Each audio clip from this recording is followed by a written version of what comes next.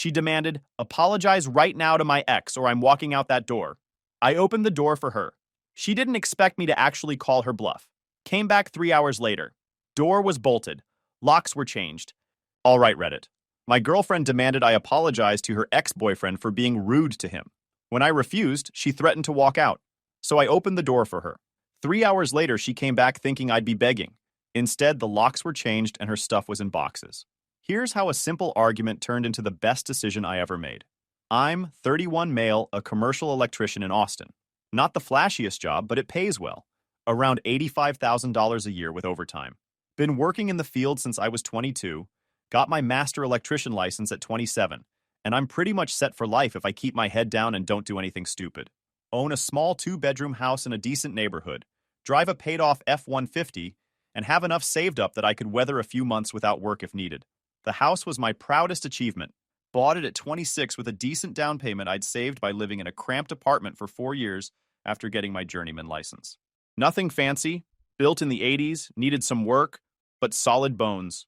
I spent my first year there doing renovations on weekends. Upgraded the electrical panel myself, obviously. Redid the kitchen countertops, painted every room. Installed new flooring throughout. By the time I was done, it felt like mine in every possible way. My life's always been pretty straightforward. Wake up at 5:30 a.m., hit the gym by 6, at the job site by 7:30. Commercial electrical work means big buildings, complex systems, and teams of guys who've been doing this for decades. I was the youngest master electrician in our company, which earned me respect, but also meant I had to prove myself on every job.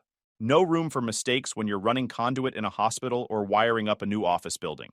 Come home around 5 p.m. most days, sometimes later if we're behind schedule. Make dinner, watch some TV, play Xbox, hit the sack by 10.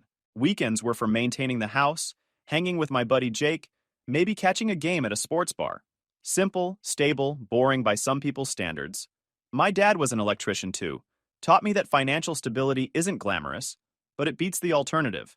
He'd worked for the same company for 35 years, retired with a pension and a paid-off house.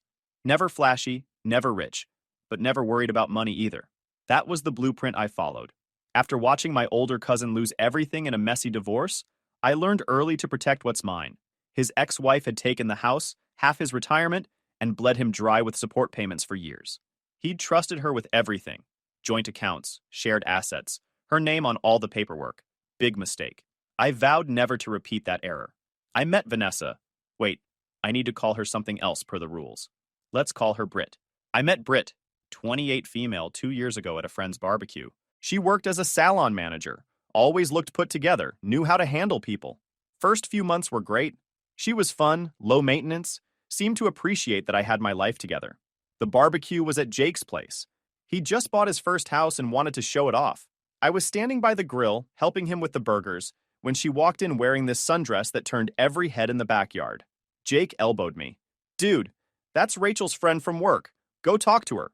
I'm not usually the type to approach women at parties. Too much rejection in my early 20s killed that confidence. But something about her made me walk over anyway. "Hey, I'm with the grill crew. What's your preference, well done or still mooing?" She laughed. Somewhere in between, and capable of making conversation without food metaphors? We talked for 2 hours straight. She was funny, quick-witted, had opinions about everything. Worked at an upscale salon in downtown Austin, had been managing it for 3 years. She seemed impressed that I owned my own house, had a stable career, wasn't living with roommates at 29 like half the guys our age. Our first official date was dinner at this Italian place she recommended. I picked her up, opened doors, paid for everything. Old school, but that's how I was raised. She seemed to appreciate it. Said most guys her age split checks and called it feminism. "I can pay my own way," she'd said.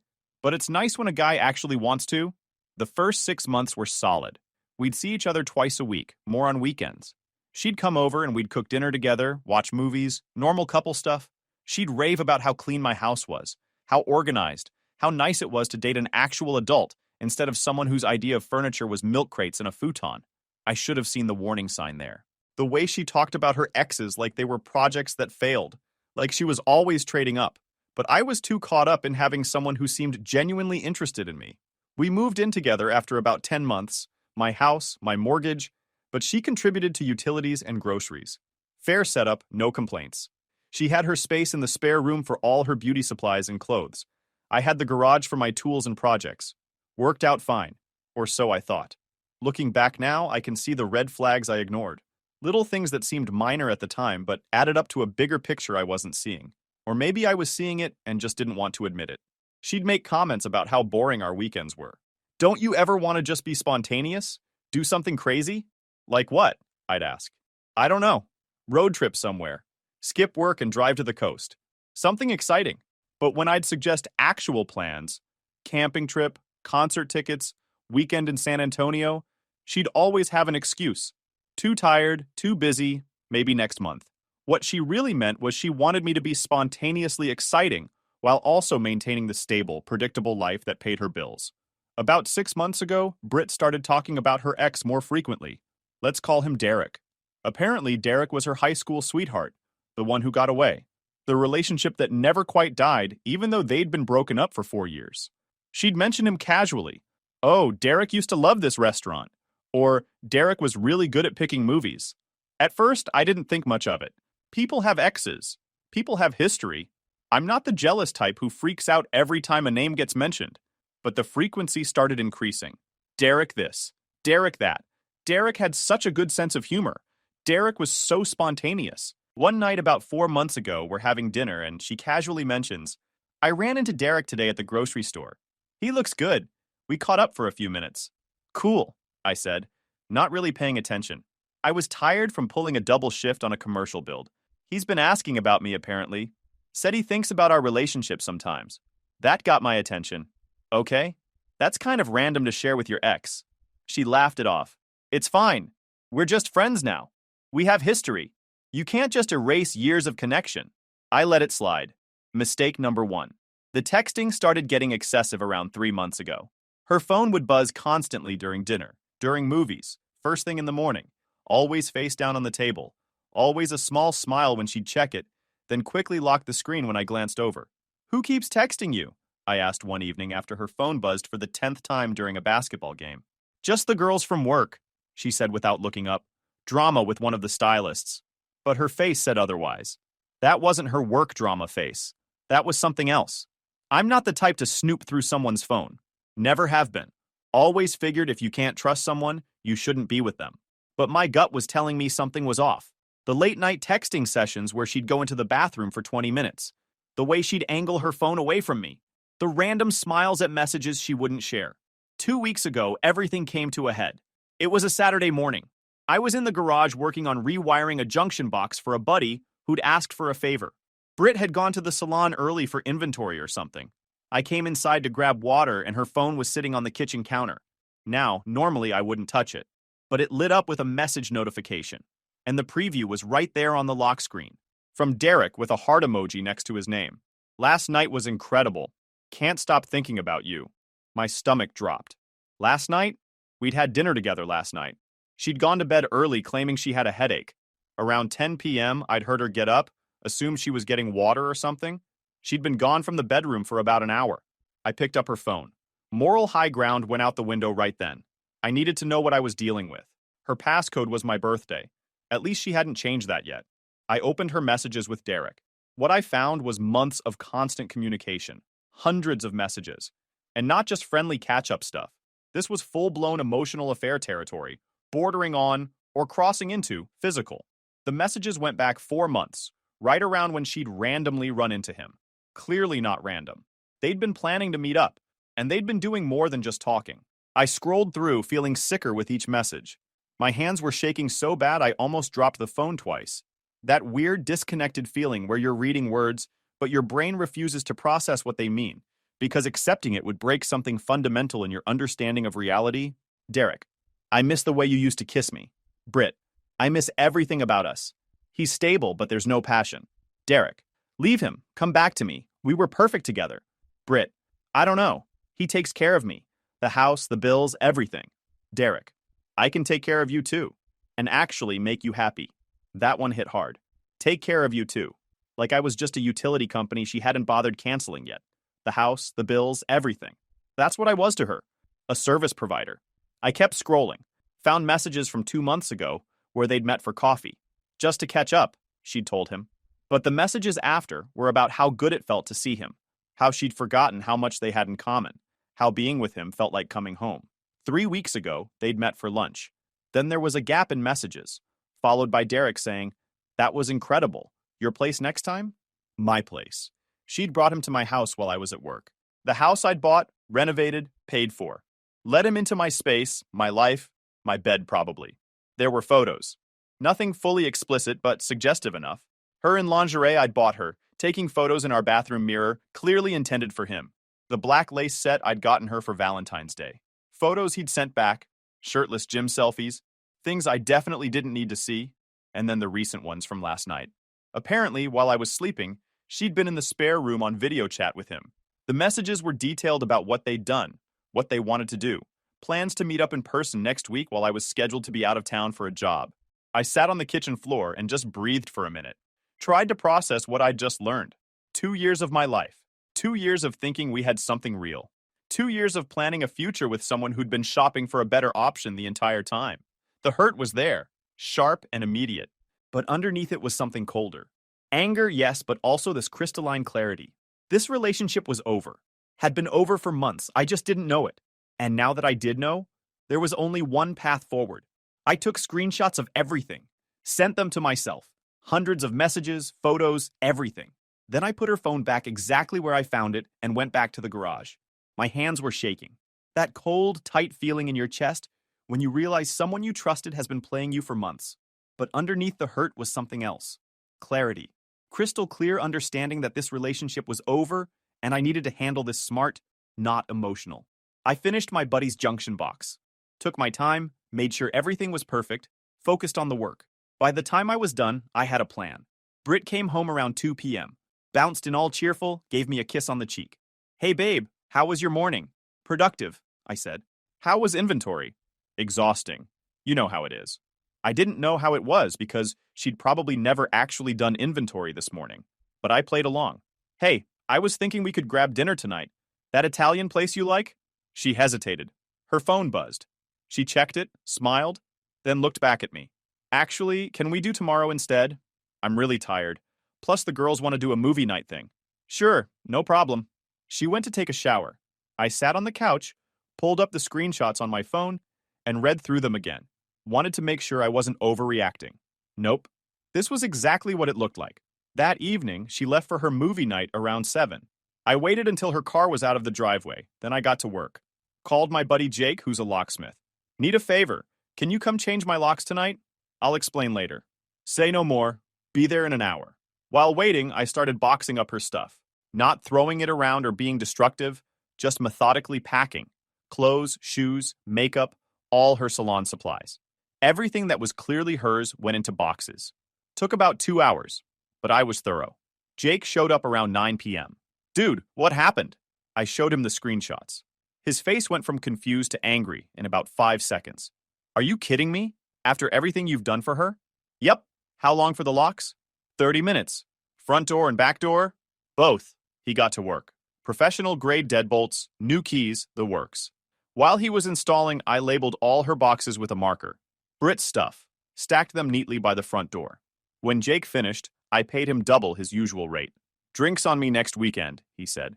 "This is cold-blooded in the best way. Appreciate it, man." After he left, I sat on my couch and waited. Looked around at my house, and realized how much lighter it felt already. Like I'd been carrying extra weight I didn't notice until it was gone. Around 10:30 p.m., I heard a car pull up.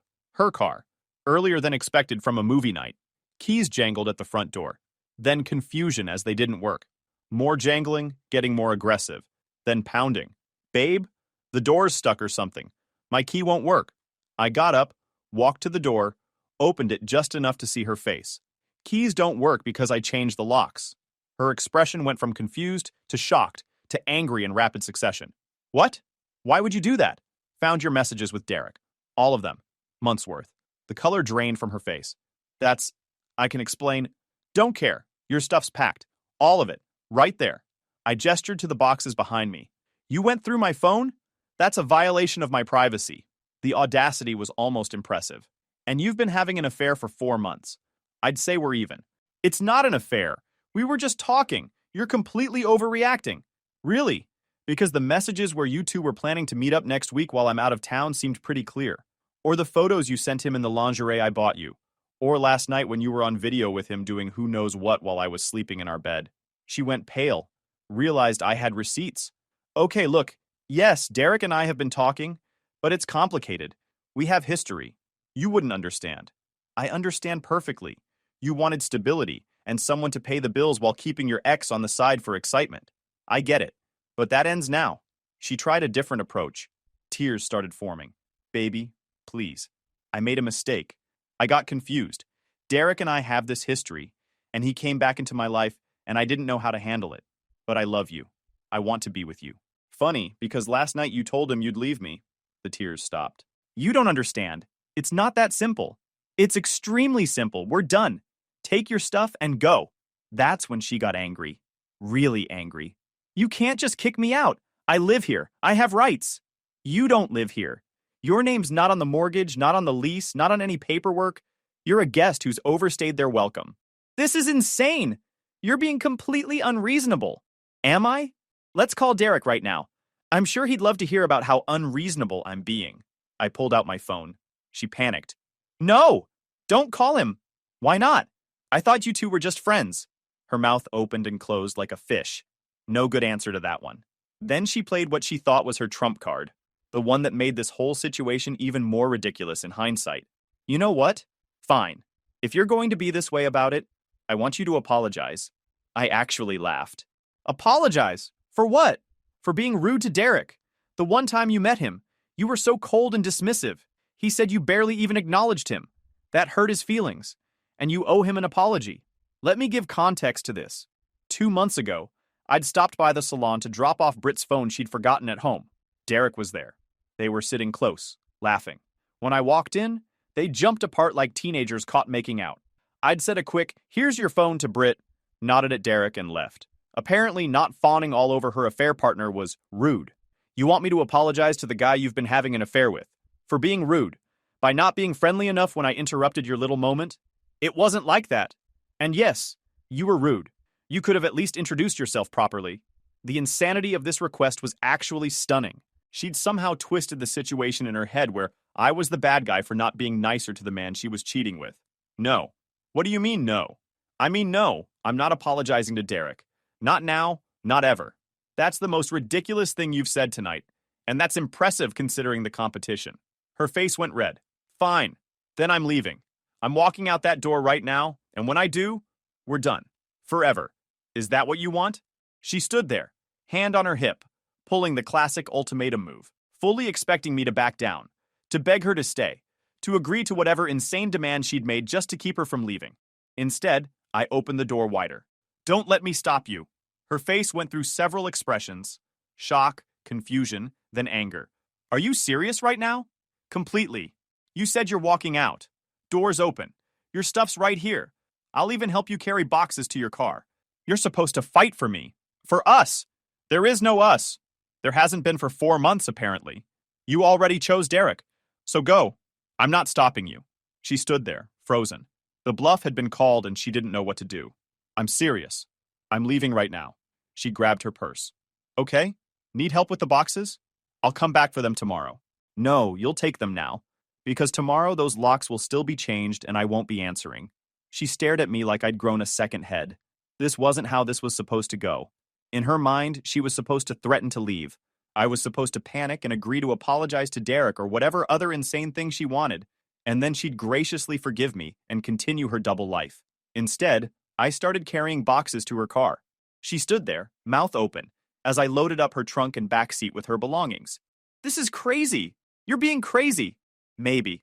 But my house, my rules. And rule number 1, no cheaters. After the 4th box, she finally snapped into action and started helping, probably realizing I was serious. We loaded her car in silence. When the last box was in, she turned to me one more time. So that's it? 2 years together, and you're just throwing me out over a misunderstanding? It's not a misunderstanding. You made choices. Now you get to live with them. She got in her car. I'm going to Derek's. When you calm down and realize how ridiculous you're being, you'll wish you'd handled this differently. Sure. She drove off. I went back inside, locked the new locks, and poured myself a glass of water. Checked my watch, 11:47 p.m. I gave her until 3 a.m. before she'd be back. Actually, I was too generous. She lasted 2 hours and 43 minutes. During those 2 hours, I'd been busy.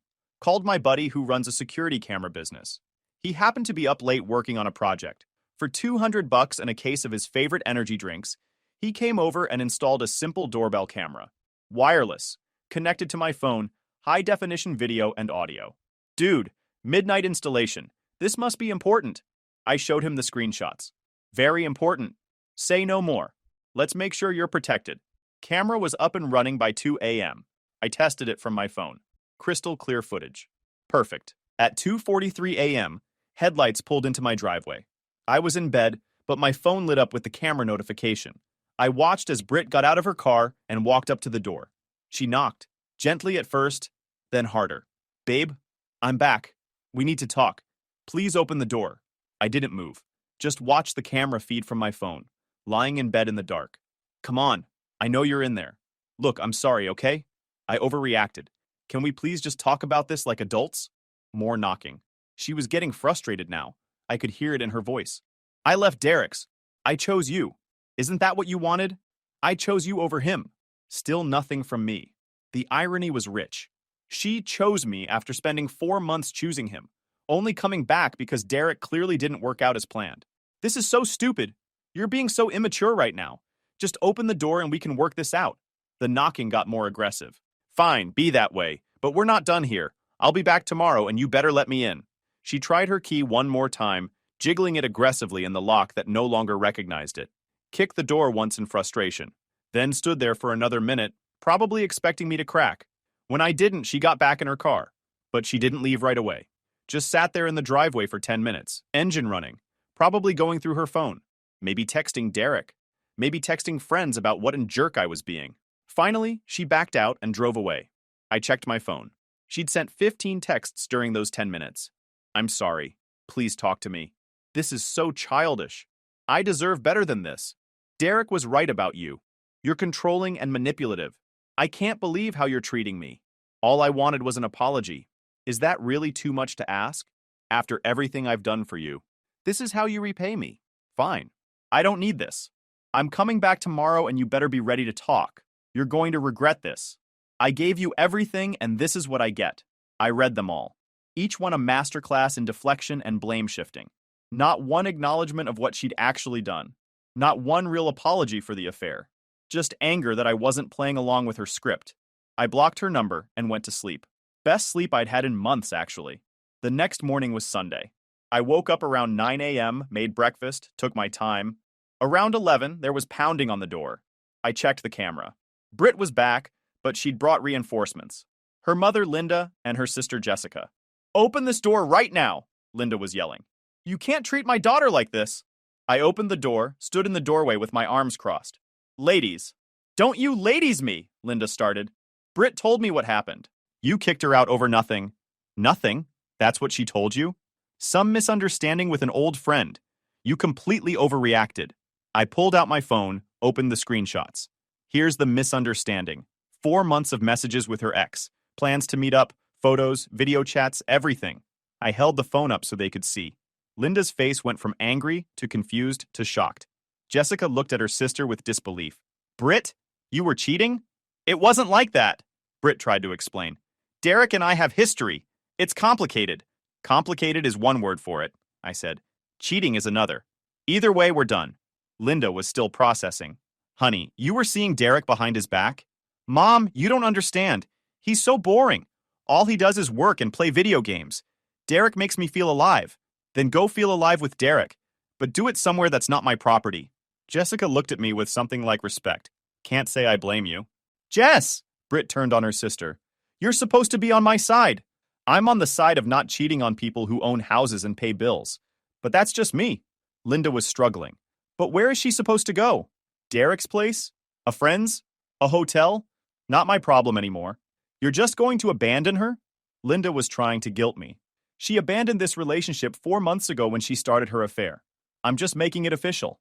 Britt tried one more time. If you would just apologize to Derek for being rude, we could work through this. That's all I wanted. One simple apology. The three of us, me, Linda, and Jessica, all stared at her. You want him to apologize to the guy you were cheating with? Jessica was the first to break the silence. Are you insane? It's about respect. Derek felt disrespected. Good, I said. He should feel disrespected. Now please leave before I call the police for trespassing. Linda grabbed Britt's arm. Come on, let's go. As they were walking away, Britt turned back. You're going to regret this. Derek's twice the man you'll ever be. Then you should be very happy together. Good luck. They left. I closed the door, locked it, and got on with my day. The next week was interesting. Britt tried everything. She showed up at my work site on Monday, but my foreman told her to leave or he'd call security. She tried calling from different numbers, but I'd blocked everyone. She sent her friends to talk to me. One of them, Rachel, actually apologized to me. I had no idea she was doing that. That's messed up. You deserve better, man. She tried to use social media, posted vague stuff about betrayal and abandonment. I didn't engage. Didn't even check her profiles after the first few posts. Wednesday, she filed a police report claiming I'd stolen her belongings. The officer who came to talk to me was pretty cool about it. She says you have her property. I gave her all her stuff Saturday night. She loaded it into her car herself. She's saying you kept some things. Like what? Television, laptop, some jewelry. TV was mine, bought before we met. Laptop was mine. Company issued from my employer. Jewelry I gave her as gifts was all in the boxes. If she's missing something, she can provide receipts showing she purchased it. The officer nodded. That's what I figured. She couldn't provide proof of ownership for anything. Have a good day, sir. Thursday, Derek called me. Blocked number, but it went to voicemail. Hey man, it's Derek. Look, Britt told me what happened. I think we should talk. You obviously care about her, I care about her. Maybe we can work something out like adults. Give me a call. I deleted the message without responding. What could we possibly have to talk about? Friday, exactly a week after I'd changed the locks, I got a text from an unknown number. It's Britt. I'm staying with Derek, but it's not working out. He's not what I thought. I made a huge mistake. Can we please talk? I miss you. I didn't respond. 2 days later. Please, I'm sorry, I was confused. Derek promised me all these things, but he's broke. He can't even afford his rent. I need you. There it was. The truth. She'd chosen Derek thinking he'd provide the excitement and the stability. Turns out he just had debt and empty promises. Monday morning, 2 weeks after the breakup, I got a call from Linda. I think you should know, Britt and Derek broke up. She's staying with us, but she's a mess. She really does love you. Linda, with all due respect, if she loved me, she wouldn't have been having an affair for 4 months. People make mistakes, and people face consequences. I'm sorry she's having a hard time, but that's not my responsibility anymore. She needs help, financial help, just until she gets back on her feet. No, just a small loan. No. Linda, I'm not a bank. I'm not a safety net. I'm not a backup plan for when Derek didn't work out. I'm done. She hung up on me. 3 weeks post-breakup, Jake texted me. Dude, you need to see this. It was a screenshot from Britt's social media. She'd posted a long rant about how men are commitment-phobic and throw away relationships over minor issues, and how she dodged a bullet with a controlling narcissist. The comments were brutal. Several people who knew the real story called her out. One person posted, "Didn't you cheat on him with your ex? That's not a minor issue." Her post was deleted within an hour. A month after the breakup, I was at Home Depot buying supplies for a bathroom renovation when I ran into Jessica, Britt's sister. Hey, she said awkwardly. Hey, look, I just want to say I think you handled everything really well. What she did was wrong. Thanks. She's been telling everyone you were abusive and controlling. Just wanted you to know I've been shutting that down whenever I hear it. People who know you both can see through it. I appreciate that. For what it's worth, she's miserable. Derek kicked her out after 2 weeks. She's back with mom and dad, can't hold down a job, and keeps talking about what a mistake she made. I'm sorry to hear that. Don't be. She made her bed. Mom's enabling her as usual, but Dad's getting tired of it. He actually asked me the other day why you didn't fight harder for her. What did you say? That you can't fight for someone who doesn't want to be kept, and that she didn't deserve you anyway. We parted ways. I finished my shopping and went home. 2 months later, I was dating someone new, Amy, an accountant I'd met through work. She was stable, honest, had her life together. Most importantly, she didn't have any exes she was secretly messaging. I took down the doorbell camera eventually. Didn't need it anymore. The house was mine, my space, my peace. Some nights I'd sit on the back porch with a cold drink, looking at the stars, and realize I'd dodged a serious bullet. My buddy Jake came over one Saturday to help with the bathroom reno. We were installing new tile when he brought it up. You hear from Brit at all? Nope. Blocked on everything. Probably for the best. Rachel told me she's been bouncing between her parents' house and different friends' couches. Can't keep a job. Still posting cryptic stuff online about lessons learned and growth. Good for her, I guess. You don't feel bad at all? I thought about it. Not really. I feel bad that 2 years were wasted. I feel bad I didn't see the signs earlier. But do I feel bad about how it ended? No. She made choices. I responded to those choices. That's just consequences. Jake nodded. Cold-blooded, but fair. Exactly. 3 months later, I got one final message from Brit. Different number again, but I recognized the style. I know you probably won't respond to this. I just wanted to say I'm sorry. Really, truly sorry. I was selfish and stupid. You deserved better. I hope you're happy. I stared at the message for a minute. Part of me wanted to respond, to say something cutting or clever. But what was the point?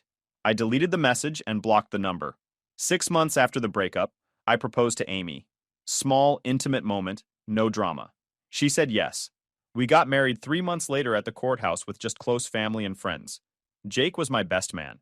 During his speech at the small reception dinner, he told the story of the night he changed my locks. Everyone laughed. Amy squeezed my hand under the table. Best decision you ever made, she whispered. She was right. The weeks leading up to the proposal were interesting. I'd been nervous in a completely different way than with Brit. With Amy, I was nervous because I wanted everything to be perfect for someone who actually deserved it. I'd taken her to this overlook outside Austin where you can see the whole city lit up at night. When I pulled out the ring, a different one, obviously, simpler but somehow more meaningful, she started crying before I even finished asking. Yes, she said. 100 times yes. The wedding was nothing like what Brit and I had planned. No massive venue, no elaborate catering, no stress. Just us, our closest people, and a judge who kept it simple and heartfelt. After the courthouse, we had dinner at a nice restaurant. About 20 people total, good food, genuine happiness. My dad pulled me aside during dinner. This one's good, son. She sees you for who you are. Work had continued to go well. Got promoted to senior electrician about 4 months after the Brit situation ended. Better pay, leading teams on major commercial projects. The kind of career progression I'd been working toward for years. Guys, we are so close to hit 100,000 subscribers on this channel. If you are not subscribed to the channel, please consider subscribing. It really helps hit that 100,000 mark. Thanks for making this dream come true.